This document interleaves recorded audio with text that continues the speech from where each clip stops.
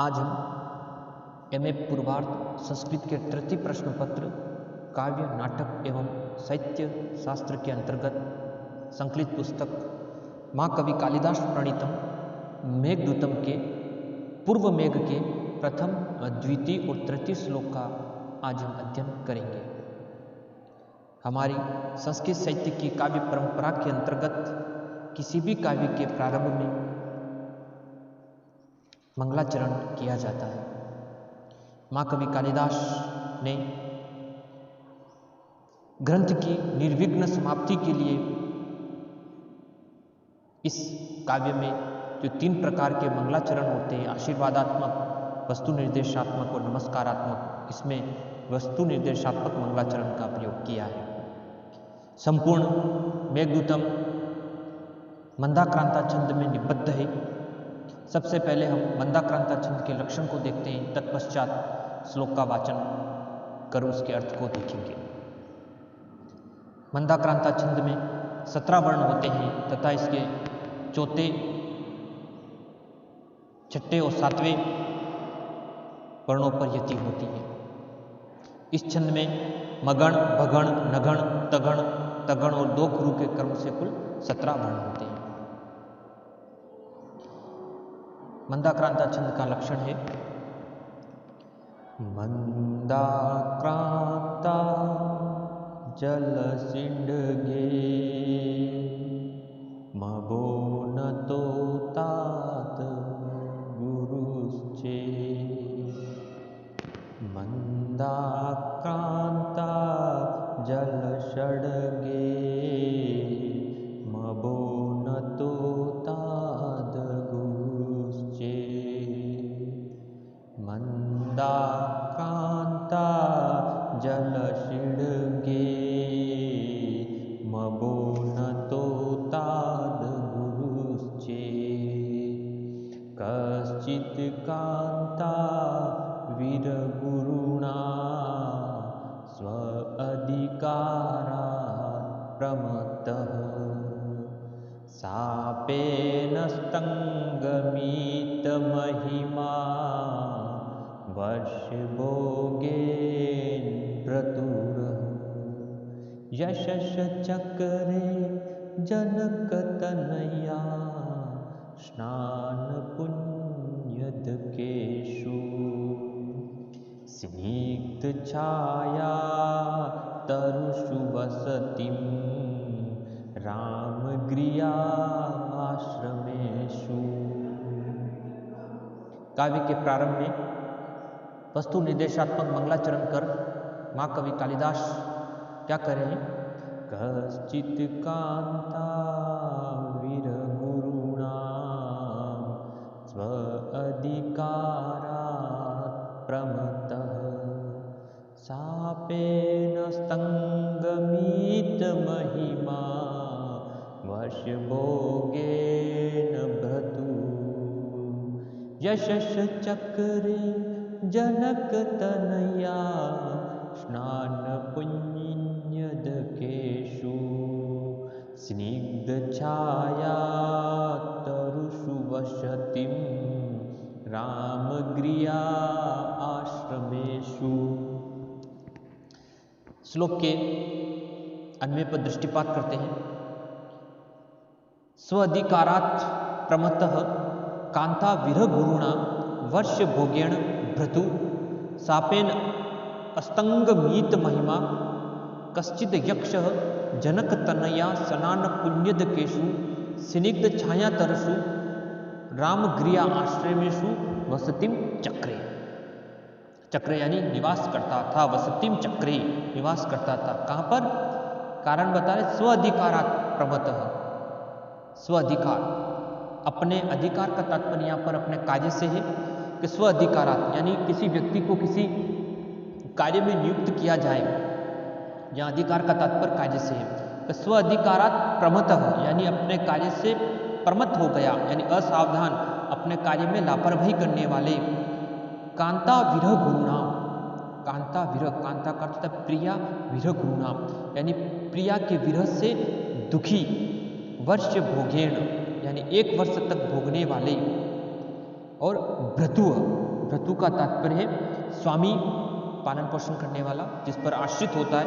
भृतु शापेन यानी स्वामी के श्राप से असंगत मीत महिमा यानी नष्ट महिमा वाला, कश्चिद यक्ष यानी कोई यक्ष, जनक तनया सनान पुण्यद केशु, जनक तनया यानी कोई यक्ष जनक की पुत्री, जनक तनया यानी जनक की पुत्री के स्नान पुण्यद केशु यानी उनके स्नान से, उदकेशु, उदकेशु शब्द का तात्पर्य यहाँ पर जल से, यानी उनके पवित्र जल से, उदक शब्द का अर्थ जल होता है, यानी उनके स्नान से पवित्र जल वाले, स्निग्ध छाया तरुषु यानी स्निग्ध यानी घने छाया वाले, तरुषु यानी वृक्षों से युक्त, रामगिरिया आश्रमेशु रामगिरी के आश्रमों में, वसतिम चक्रे यानी निवास करता था।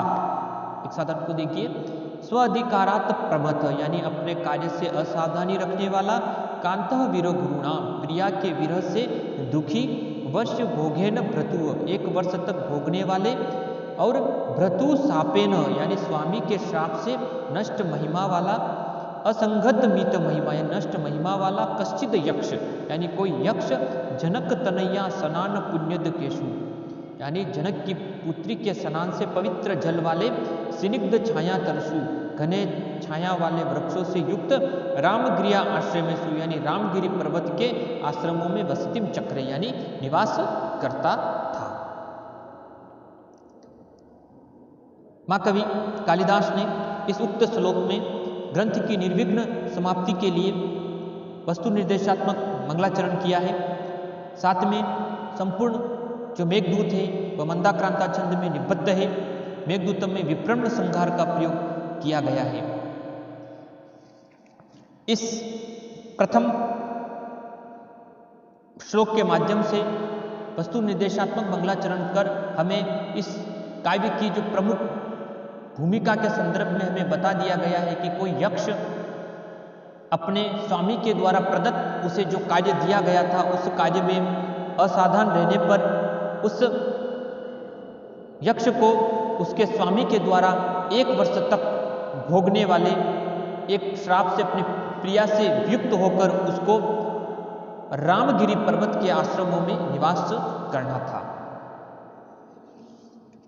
इस तरह से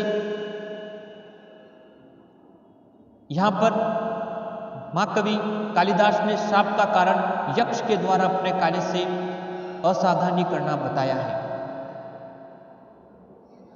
उस यक्ष को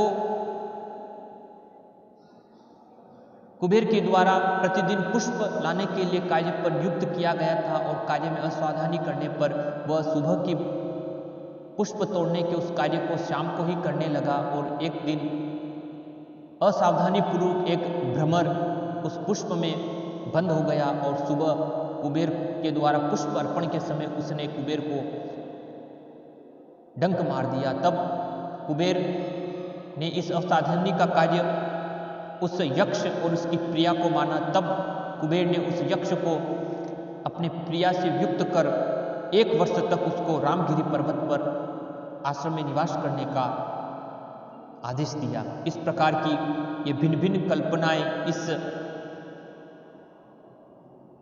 वृत्तांत की उपलब्ध होती है। ब्रह्म पुराण में श्राप का कारण स्वामी की पूजा के लिए फूलों को न लाना बताया गया है। कुछ विद्वान कुबेर के उद्योगों की ठीक प्रकार से रक्षा न करना भी इस श्राप का कारण मानते हैं। इस प्रकार से अलग अलग विद्वानों के इस पर अलग अलग दृष्टिकोण प्रयुक्त होते हैं। कांतः वीरगुरु नाम, कांता शब्द का प्रयोग कवि की इस बात का सूचक है कि यक्ष को अपनी पत्नी से विशेष स्नेह भाव था, इसीलिए यहां पर इस काव्य में कांता वीरगुरु नाम इस शब्द में परिकर अलंकार का प्रयोग है, क्योंकि जहां विशेष्य साभिप्राय वहां पर परिकर अलंकार की छटा विद्यमान होती है।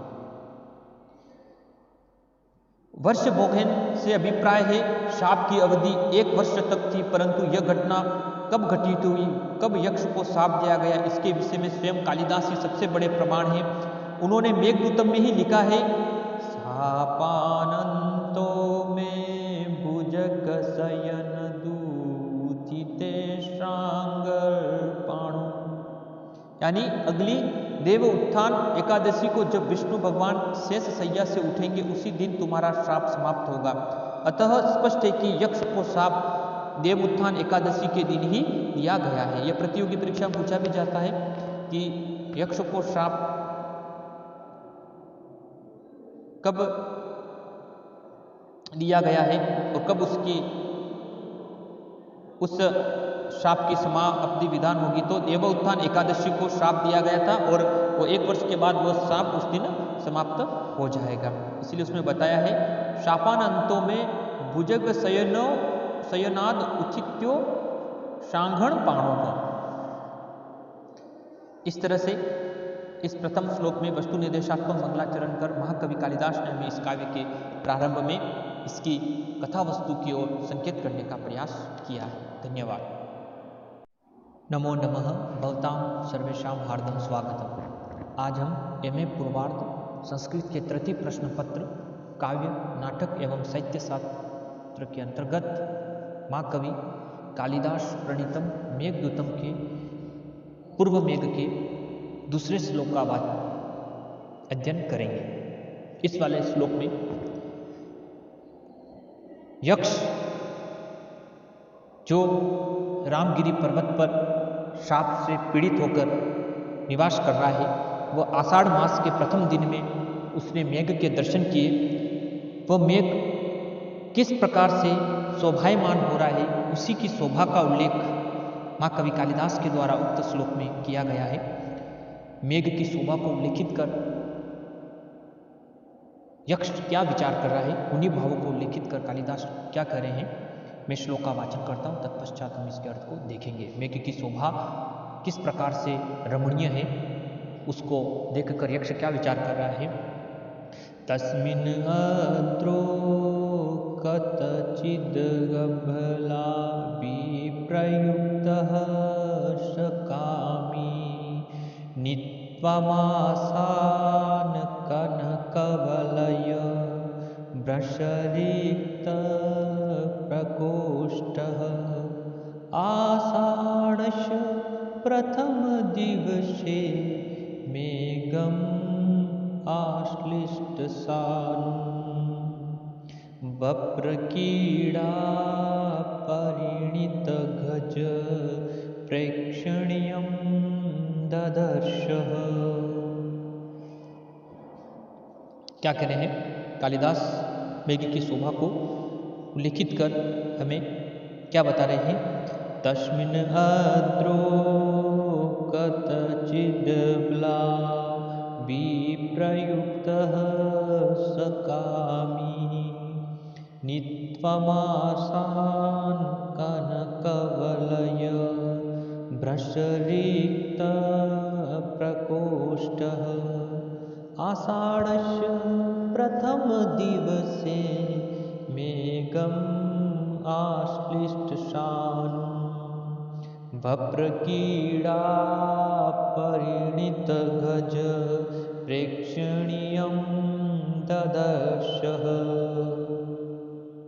तस्मिन् अद्रो कतिचिद् अबला विप्रयुक्तः सकामी नित्वमासान् कनकवलय वृषरिक्त प्रकोष्ठः आषाढस्य प्रथम दिवसे मेघम् आश्लिष्ट सानुं वप्रकीड़ा परिणित गज प्रेक्षणीयं ददर्शः। श्लोक के अन्वय पर दृष्टिपात करते हैं। तस्मिन् अद्रो अबला विप्रयुक्तः कनकवलय वृषरिक्तः प्रकोष्ठः कामिसः कतिचित् मासान् नीत्वा आषाढस्य प्रथम दिवसे आश्लिष्ट सानुं वप्रकीड़ा परिणित गज प्रेक्षणीयं मेघम ददर्शः।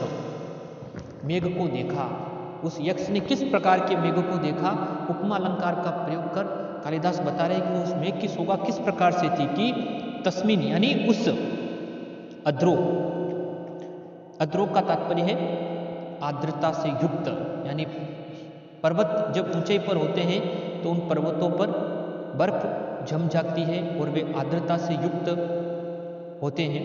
तो अद्रो शब्द से तात्पर्य यहाँ पर पर्वत से लिया गया है। क्या कह रहे हैं कि तस्मिन अद्रो यानी उस पर्वत पर अबला विप्रयुक्त, अबला यानी प्रिया से युक्त, कनक वलय भ्रश रिक्त प्रकोष्ठ, कनक वलय, कनक का अर्थ है सोना, वलय का अर्थ है कंकण, है ना, यानी सोने के कंकण के, कनक वलय भ्रंश रिक्त प्रकोष्ठ यानी स्वर्ण कंकण के भ्रंश यानी गिरने से, भ्रंश रिक्त, रिक्त यानी शून्य कलाई वाला, यानी कनक वलय भ्रंश रिक्त यानी स्वर्ण कंकण के गिरने से शून्य कलाई वाला। आगे कह रहे हैं कामी सह यानी उस कामी यक्ष ने कतिचित यानी कुछ समय, कतिचित मासा यानी कुछ समय बिताकर, कुछ समय से तात्पर्य यहाँ पर 8 मास का उल्लेख होता है। तो कतिचित मासा यानी कुछ समय बिताकर, नित्वाह, नित्वा का तात्पर्य उस यक्ष के द्वारा कतिचित मासान नित्वा यानी कुछ समय, नित्वा यानी बिताकर, आषाढ़स्य प्रथम दिवसे यानी उस यक्ष के द्वारा आषाढ़ मास के प्रथम दिवस के दिन, आश्लिष्टम सानु यानी पर्वत की, आश्लिष्ट सानु यानी पर्वत की चोटी से सटे हुए उसने वप्र कीड़ा परिणित गज प्रेक्षण यानी वप्र कीड़ा में, वप्र कीड़ा परिणत गज प्रेक्षण यानी वप्र कीड़ा में तिरछा दंत प्रहार करने वाले गज यानी हाथी के समान मेघम दर्शन यानी मेघ को देखा। एक साथ अर्थ को देखिए क्या कह रहे हैं। यक्ष उस मेघ की शोभा को उल्लेखित कर हमें बता रहा है कि तस्मिन अद्रो यानी उस रामगिरी, अद्रो यानी पर्वत पर, अबला विप्रयुक्त यानी प्रिया से वियुक्त, कनक वलय भ्रंश रिक्त प्रकोष्ठ यानी श्रवण कंकण के गिरने से शून्य कलई वाले, कामीस कदिचित यानी उस कामुक यक्ष ने मासान नित्वा, कतिचित यानी कुछ अर्थात 8 मास बिताकर, आषाढ़स्य प्रथम दिवस यानी आषाढ़ मास के प्रथम दिन, आश्लिष्ट सानु यानी पर्वत की चोटी से सटे हुए, वप्र कीड़ा परिणत गज प्रेक्षण यानी वप्र कीड़ा में तिरछा दंत प्रहार करने वाले मेघम दर्शन यानी हाथी के समान दर्शनीय मेघ को देखा।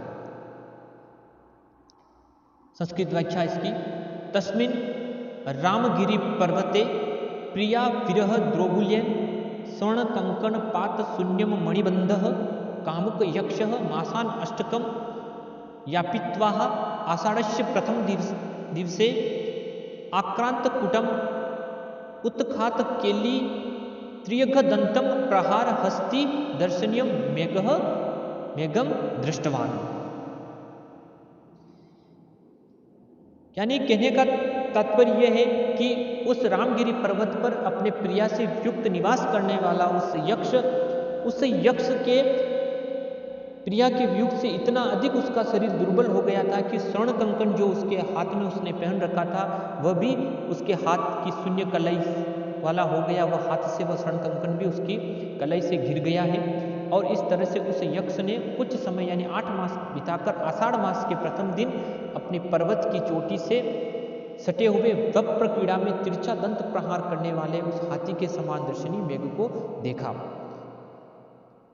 यानी जो वप्र कीड़ा में, जब वप्र कीड़ा परिणित गज प्रेक्षम यानी जब प्राय मदमस्त हाथी, सांड या भैंसे आदि पशु टीले मिट्टी को सींगों से उखाड़ते हैं, जब वे मदमस्त होते हैं तो इसे प्राय उत्खात केली कहा जाता है। तो वहां उनकी शोभा को उल्लेखित की है। कनक वलय भंस रिक्त प्रकोष्ठ, इस पद के द्वारा यह सूचित होता है कि यक्ष अपने प्रिया से इतना अधिक दुर्बल हो गया है कि उसने हाथ में जो स्वर्ण कंकण पहन रखा वह ढीला हो जाने से नीचे गिर पड़ा है। कतिचित मासान या कुछ मास, केवल इतना ही कहा है, कोई निश्चित संख्या नहीं दी गई है, परंतु उत्तर मेघ के 50वें श्लोक में वहां पर हमें शेष साप की अवधि 4 मास बताई गई, इसीलिए इस पूर्व मेघ के वर्ष भोग्यन कहकर साप की अवधि 1 वर्ष प्रतीत होती है। इस प्रकार से 8 मास व्यतीत हो चुके हैं। इस तरह से कतिचन मासान शब्द का अर्थ 8 मास होगा। इस वाले श्लोक में मंदाक्रांता छंद और उपमा अलंकार की छटा विद्यमान। धन्यवाद। नमः भवताम सर्वेषां हार्दं स्वागतम्। आज हम एमए पूर्वार्ध संस्कृत के तृतीय प्रश्न पत्र काव्य, नाटक एवं साहित्य शास्त्र में संकलित पुस्तक माँ कवि कालिदास प्रणीतम मेघदूतम के पूर्व मेघ के तीसरे श्लोक का अध्ययन करेंगे। इस वाले श्लोक में अब मेघ को देखकर वह यक्ष बहुत समय तक सोचता हुआ उसके सम्मुख खड़ा रहता है। किस तरह से उस यक्ष की स्थिति हो रही है, उन्हीं भावों का उल्लेख माँ कवि कालिदास ने इस उक्त श्लोक में किया है। मैं श्लोक का वाचन करता हूँ, तत्पश्चात हम इसके अर्थ को देखेंगे। मेघ को देखकर यक्ष के भावों को उल्लेखित कर माँ कवि कालिदास क्या कह रहे हैं। तस्य स्थिता कथम अपि पुरः कौतुका दान हेतोर अंतर्बाष्पं चिरम अनुचरो राजराजस्य दद्यो मेघालोके भवति सुखिन अन्यथा मृति चेतः कंठाश्लेष प्रणयनि जने किम पुनर्दुर्शस्ते।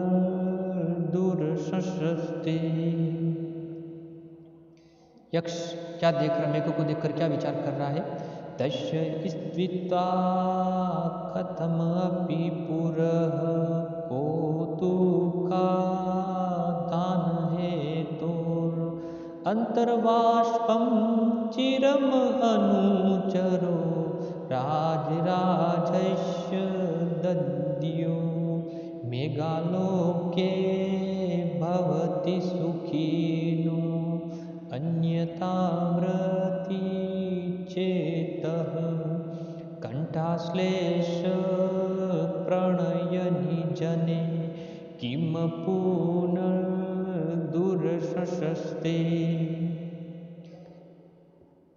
श्लोक के अन्वय पर दृष्टिपात करते हैं। राजराजस्य अनुचरः अंतर्बाष्पः कौतुकधान हेतो तस्य पुरोः कथमपि स्थित्वा चिरं दद्यो मेघालोके सुखिनः अपि चेतः अन्यथा वृत्ति भवति कंठाश्लेष प्रणयनि जने दूरशस्ते किम पुनः।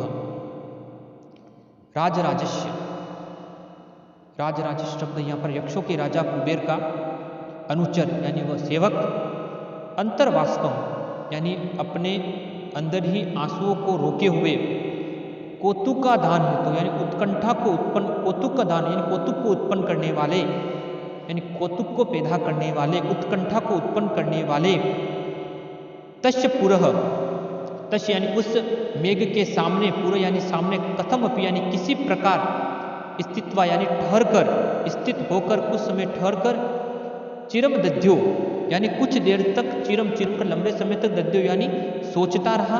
और फिर तभी कह रहे हैं मेघालोके सुखिन अपि चित्तः यानी मेघालोके यानी मेघ के दर्शन होने पर सुखिन अपि चेत यानी सुखी व्यक्ति का चित्त भी अन्यथा वृत्ति यानी दूसरे प्रकार की वृत्ति वाला यानी चंचल हो जाता है। यानी मेघ के दर्शन होने पर कोई अगर सुखी व्यक्ति है, जिस उस व्यक्ति के द्वारा उस मेघ को देखने पर उसका मन भी चंचलता से युक्त हो जाता है। तो फिर कवि कह रहे हैं कंठाश्लेष प्रणयनि जने यानी प्रिया से मिलने के इच्छुक जन या प्रिया से दूर स्थित होने पर दूरशस्ते किम पुनः यानी प्रिया से मिलने के इच्छुक जन और प्रिया के दूर होने, स्थित होने पर इस यक्ष के विषय में तो किम पुनः यानी कहना ही क्या। एक साथ अर्थ को देखिए क्या कह रहे हैं कि राजराजस्य अनुचर यानी यक्षों के राजा कुबेर का वह सेवक, अंतर्बाष्पम यानी अपने अंदर ही आंसुओं को रोके हुए, कौतुकधान हेतु यानी उत्कंठा को उत्पन्न करने वाले, तस्य पूरा कथम अपि स्थित यानी उस मेघ के सामने किसी प्रकार ठहर कर, चिरम दद्यो यानी कुछ देर तक सोचता रहा, मेघालोके सुखिन अपि चेत यानी मेघ के दर्शन होने पर सुखी व्यक्ति का चेत अन्यथा वृत्ति यानी दूसरे प्रकार की वृत्ति वाला यानी चंचल हो जाता है। तो फिर कंठाश्लेष प्रणयन यानी कंठ के आलिंगन के इच्छुक, जनेह दूर संसस्ते किम यानी प्रिया के दूर स्थित होने पर तो करना ही क्या।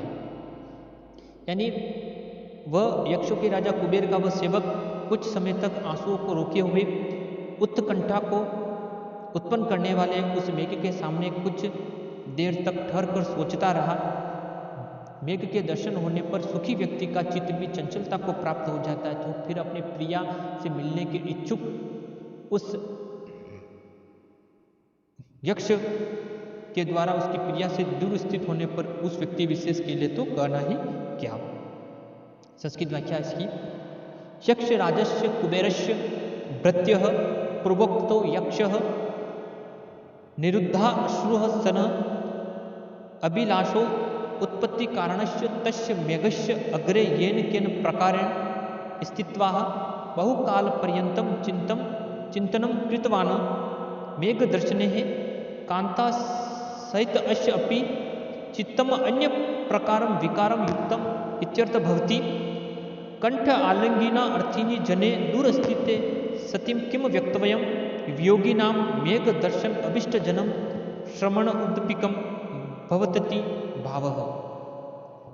इस तरह से इस वाले श्लोक में मेघ को देखकर उस यक्ष के भावों को उल्लिखित करने का प्रयास मां कवि कालिदास के द्वारा किया गया है। अर्थांतरन्यास और अर्थोपति अलंकार की छटा और मंदाक्रांताचन इस श्लोक में विद्यमान है। धन्यवाद।